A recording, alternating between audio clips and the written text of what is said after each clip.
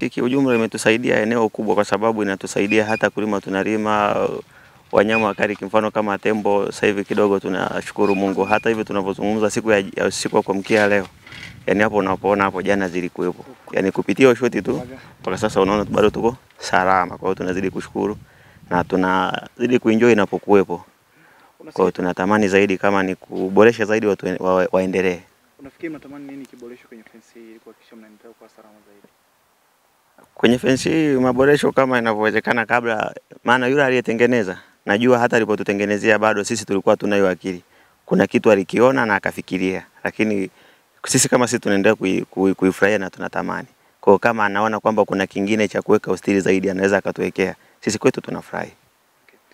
Naitwa Noel Mbise, ni meneja mkuu Grumeti Fund. Ninashughulikia utafiti pamoja na jamii. Tuko hapa eneo la kijiji cha Miseke pembeni ya uzio wa umeme ambao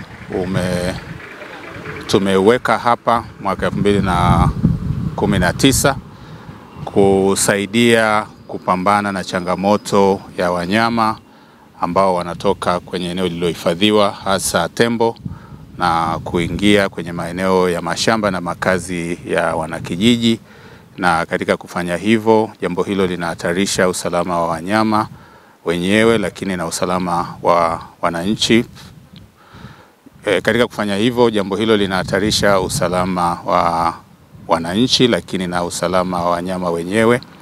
Uharibifu unatokea kwa mazao, unatokea uharibifu kwa mali, lakini pia kuna uharibifu unaotokea kwa maana ya watu kujeruhiwa na watu wengine kuumizwa na wanyama wanaotoka. Hiyo kama huu ni jambo muhimu katika juhudi za kusaidia wananchi kukaa pamoja kwa amani zaidi na wanyamapori. Tunafahamu wanyamapori ni muhimu sana kimazingira, lakini pia kwa uchumi wetu na utalii hasa. Lakini pia ni muhimu katika kutekeleza malengo hayo ya uhifadhi na kuendeleza utalii. Tuangalie ni kwa namna gani tunawasaidia wananchi kupambana na changamoto zinazowakabili hasa hawa wanaoishi karibu na maeneo yaliyohifadhiwa. Na sisi katika Grumeti Fund tumeona uzio huu wa umeme ambao unatumia umeme jua ambao unazuia tembo wasiweze kutoka ndani na kuingia kwenye maeneo ya wananchi umesaidia kupunguza hizo changamoto, kuwapa nafasi wananchi kuendelea na shughuli zao za kila siku za kilimo, lakini pia kuwa salama hasa wanafunzi wanapokuwa wakielekea shuleni. Tuje eneo hili la magharibi mwa Serengeti ambayo kuna hifadhi ya Ikorongwe ambayo kuna tengenezwa fence ya umeme ya sola ambayo inazuia tembo isiharibu mali na amani ya watu. Hiyo ndio lengo kuu ambalo limetuleta hapa, na watu tuko hapa leo kwa ajili ya kuona ni namna gani fence hii ilitengenezwa na jinsi ilivyo na ubora wake.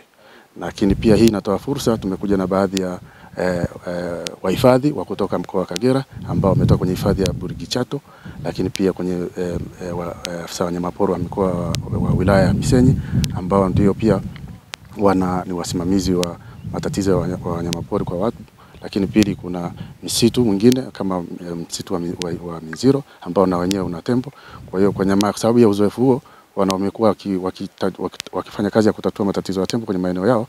Hivi tumeona ni vizuri tuje nao na wenyewe waje wajionee ni namna gani upande huu wa magharibi mwa Serengeti wanavyopambana na tembo waharibifu, ili waweze kuona ni namna gani wanaweza kutumia mbinu hii ili kuweza kuitumia kwenye kutatua matatizo hayo kwenye maeneo yao. Sasa leo tumepata fursa ya kukutana na uongozi wa Grumeti Fund ili waweze kueleza namna hii fence ilivyotengenezwa, dhumuni lake na faida na hasara ambazo zimepata. Lakini imekuwa ni fursa pia kueleza tafiti zilizofanyika kuhusu faida na hasara ya hii fence. Hilo ndio jambo kubwa limetuleta hapa. Kwa sababu swala la tembo kuharibu mazao ya watu au mali za watu ni jambo ambalo ni kubwa katika nchi hii, na si lazima tuwe kwa Kagera kwa sababu hata wenyewe ni watumishi, iko siku watahamishwa sehemu zingine. Waelewe kwanza kwamba kumbe kuna njia mbalimbali za kuzuia tembo wasiweze kuendelea kuleta uharibifu kwa watu. Lakini pili ni kuleta uelewa wa neno maana ya fensi za umeme, uzio wa umeme. Kwa sababu Tanzania kwa miaka mingi tumekuwa tukiruhusu wanyama kutembea jinsi wanavyotaka. Lakini jinsi idadi ya watu inavyozidi kuendelea kuongezeka, kumekuwa na ongezeko la watu kuendelea kuja karibu na hifadhi. Jambo ambalo kuna mazingira mengine ambayo zile njia ambazo kwa natumia zamani pili watu wakiwa wachache huenda zisiwe bora ukilinganisha na kwa sasa. Na kwa sababu hiyo si mbaya kujifunza aina za njia zingine ambazo zinafanywa katika nchi zingine na kuona kama tunaweza kuzitumia. Moja wapo ni fence. Na mwaka 2020 Wizara ya Maliasili na Utalii ilitengeneza iliandaa document ambayo inaonyesha ni njia mbalimbali za kutumia kwenye kuzuia wanyama waharibifu kama tembo ili wasiendelee kuathiri watu. Na moja wapo ya kitu ambacho kiliotajwa kwenye ile maandalizi ya hiyo document ilikuwepo moja wapo ni matumizi ya fence. Lakini kwa vile Tanzania ilikuwa haijawahi kutumia, iliona ni vema kuje kwanza na fence ya majaribio ambayo ndio hii iliyotengenezwa hapa kwenye hifadhi ya Ikorongo.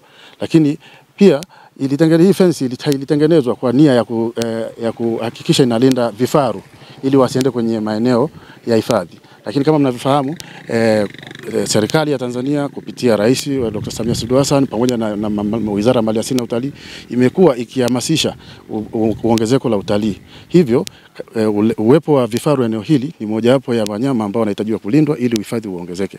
Sasa fence hii kama inalinda vifaru na kufanya tembo waendelee kukaa hifadhini wasiendelee kuleta madhara kwa jamii, sio tu kwamba inaongeza utalii lakini pia inaondoa adha kwa watu ambao waendelee kupenda hawa wanyama na utalii uendelee na wao maisha yao yaendelee. Hii ni fence ya majaribio. Na kwa maana ya kwamba serikali na wadau wengine wakiwemo wananchi wanatazamia kuona ni nini matokeo ya hii fence. Endapo kama uzio huu wa fence ikifanya vizuri na kwa kihalisia mpaka hivi sasa imeshafanya vizuri, hii ina maana ya kwamba inaweza ikatumika maeneo mengine. Ushauri uliopo ni kwamba kwa vile hii fence hapa ni Serengeti na Serengeti ni maarufu kwa utalii na wanyama kama nyumbu ni wanyama ambao wanavutia sana watalii. Hivyo ni vizuri ikaangaliwa kwa maana ya kwamba pamoja na fence ilitengenezwa katika mazingira ya kuangalia ili kusilete madhara makubwa kwa wanyama, lakini wakati huo ilete matokeo chanya kwa wananchi. Hivyo ni vizuri na ni wakati mzuri sasa kwa serikali kuandaa sera au taratibu ambazo zinaonyesha kwamba fence zinaweza zikatumika, lakini kwa kuanza kuonyesha maeneo gani ambayo yanafaa na maeneo gani hayafai. Kwa sababu kuna maeneo mengine ambayo kwa kweli ukiiweka hata dunia itakushangaa. Kwa sababu ni maeneo ambayo labda unakuta ni maeneo ya mapito ya wanyama. Kwa hiyo haiwezekani fence kama hii ikawekwa kwenye maeneo ya mapito ya wanyama. Kwa sababu fence jinsi ilivyotengenezwa imetengenezwa katika maeneo ambayo sio mapito ya wanyama. Sasa hilo ni la kuzingatia. Na kwa vile maombi yatakuja mengi au labda yameshaanza kujitokeza, ni vizuri serikali ikaanza kupitia taasisi ya utafiti na wanyamapori au kupitia Wizara ya Maliasili ikaandaa hiyo. Kwa migogoro iliyopo mpaka sasa hivi, mimi kwa majina naitwa Jovinus Francis Rwamugira, nyumbani huko najulikana kama Kaijage. Mimi natokea katika vijiji ambavyo vinapakana, sio hifadhi lakini ni ranch. Lakini hizi ranch zenyewe zimesogea mpaka kwenye hifadhi. Kwa hiyo kwa sababu tu ziko open kwa ajili ya ufugaji, wanyama wanakuja. Kwa hiyo na kwa vijiji ambavyo vinazunguka ile ranch, miaka iliyopita uvamizi haukuwa mwingi kiasi hicho, lakini kwa sababu ya kupanua mashamba ya Kagera Sugar ardhi zimepungua. Kwa hiyo tembo wanatusumbua na ni wanatusumbua kweli kweli. Lakini nawashukuru sana TRCO kwa kunileta huku nije nione ambacho wao wamekifanya huku.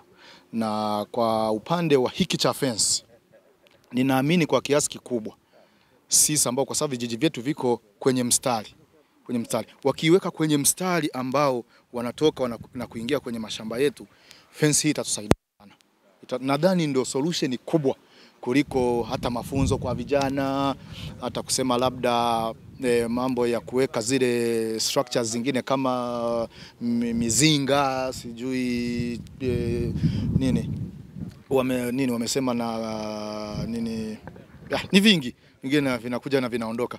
Lakini kiuhalisia hili, kwa sababu kwa nilichokisikia kutoka kwa wataalamu, wamesema tembo wana ile tabia ya kuzoea kitu na wakajua namna ya kudili nacho. Lakini sijui kama tembo atadili na umeme. Kwa hiyo ninaamini kwamba hili litamzuia kwa kiasi kikubwa na naomba wale. Kwa majina naitwa afisa uhifadhi mwandamizi Ombeni Hingi kutoka hifadhi ya taifa ya Burigi Chato, shirika la hifadhi za taifa Tanzania. Niko hapa kama sehemu ya washiriki wa mafunzo workshop ya kuweza kuangalia namna gani njia sahihi ambazo tunaweza kuzitumia kusaidia kumaliza changamoto au kupunguza au kumaliza changamoto ya mwingiliano wa wanyama hasa tembo kwa wananchi. Nikiwa hapa tumeweza kupata uzoefu mkubwa kutoka kwa watu wataalamu wa ndani, lakini na watu wengine waliopo nchi za jirani kama Botswana, Denmark na kwingine, lakini lengo ni kuweza kupata ujuzi wa namna gani tunaweza kudhibiti hawa wanyama kwa kuunganisha ujuzi na uzoefu unaotumika mahali pengine. Nikiwa hapa tumeweza kupata ujuzi wa kutosha, lakini njia mojawapo ni namna gani inaweza ikatumia fensi ya uzio wa umeme kuzuia tembo kutoka katika maeneo ya hifadhi na kwenda kuvamia wananchi. Hatua hii ni hatua nzuri ambayo katika maeneo ambayo si makubwa na maeneo yenye mwingiliano mkubwa wa wanyama, tunajua kuwa hifadhi zetu ziko wazi na hazijafungwa, na lengo la kuwa wazi na kutokufungwa ni kwa sababu tu ya sababu za kiikolojia. Ili ekolojia iweze kuwa salama, wanyama lazima waruhusiwe kutembea kutoka maeneo moja kwenda maeneo mengine. Lakini katika maeneo yale ambayo hakuna njia yoyote ile wanyama wanaweza katoka kwenda kwenye sehemu za jamii ambako usumbufu ni mkubwa, tunaona kabisa njia hii inaweza kuwa ni suluhu nzuri, kama ambavyo tumeona hapa kwamba imemaliza kwa sehemu kubwa tatizo la tembo kutoka kwenye eneo hili la hifadhi kwenda kwa wananchi kijiji jirani. Kama unavyoona kwamba katika eneo hili kutoka kwenye uzio kwenda huko nje ni mpaka ni barabara tu hii. Tayari shughuli za wananchi zinaanza hapa. Kwa hiyo kwa sehemu hii kabisa tatizo limeisha na hakuna changamoto kama hiyo ambayo imekuwa ikitokea wakati mwingine kabla ya uzio huu kuwekwa. Kwa hiyo njia hii tunaona ni sahihi, na sisi kule eneo la hifadhi ya taifa Burigi Chato kuna eneo kabisa ambalo tunaona kabisa tembo wale wanatoka kupitia njia fulani kwenda kwenye maeneo ya wananchi ambako mbele huko hakuna muunganiko wa ekolojia. Kwa hiyo tukifanikiwa kuwatoa tembo wale kwenye eneo la wilaya ya Karagwe, wilaya za Misenyi na wilaya za Bukoba ambako tembo wapo wengi wanatumia maeneo yako nje ya hifadhi, tukiweza kufanikiwa kuwatoa eneo lile kuwarudisha hifadhi ya taifa ya Burigi Chato, njia hii inaweza kuwa ni njia sahihi kabisa inayoweza kujibu hizo changamoto za wananchi kwa kutenganisha wale tembo wasiweze kurudi tena katika yale maeneo ya wananchi. Kwa hiyo nikiwa hapa kama mshiriki nimejifunza mambo mengi ambayo kiutendaji yanaweza kwenda kusaidia kabisa kupunguza changamoto hii katika maeneo yale yanayofanana na eneo hili.